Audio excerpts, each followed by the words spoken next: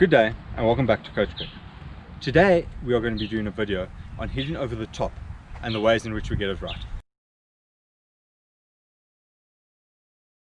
For today's video, the focus is going to be predominantly on being stationary, not advancing down, but stepping forward with the front foot, and we're going to focus more on the front foot hitting over the top. Important things to remember is just because we're hitting over the top doesn't mean that we have to overpower the ball. We still want to have our proper, normal, big swing through the ball. The only thing that changes is that you want to make contact slightly more in front of yourself with the bat already going in the upwards motion, but your head remains forward and your base remains strong. At the end of it, you want your hands to stay through that line for as long as possible. To look from the side, contact point normally would be about there, so swinging through, hitting by my leg and then going through.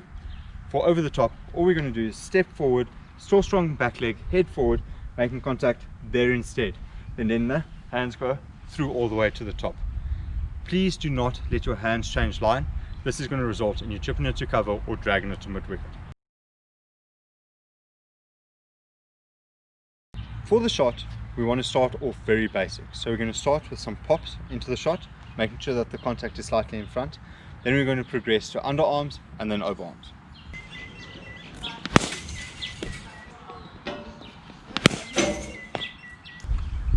Something to please take note of is the shape of the back leg as we make contact with the ball.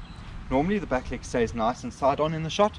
When we're hitting over the top, it takes on a bit more of an L shape, where the back leg comes through a little bit to enable the hands to go through the ball a bit more and make the hands come up a bit more through the shot to allow us to get the elevation needed to get it over the field.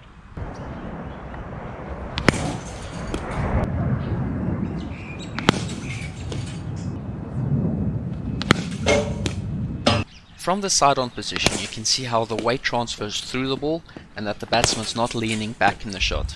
This is very key to get adequate power. At this point in time, we are now going to progress to underarms.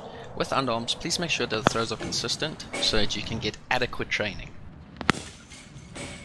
Please take note here of the L shape that Byron referred to earlier. You can see the hips have popped slightly through the shot. It just enables a bigger swing and more access to the ball.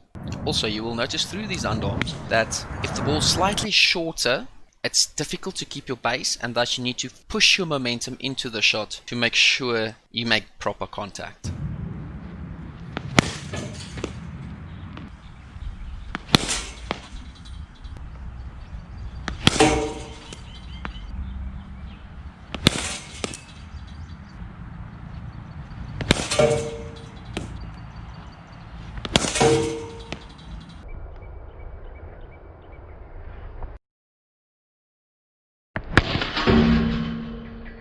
With that last shot, you might have seen me dip my back leg a little bit because the ball was fuller. Once you've committed to a shot, make sure that you adjust correctly to be able to play your shot effectively. Our final progression is overarms. This is where you apply everything you've learned from the previous two steps.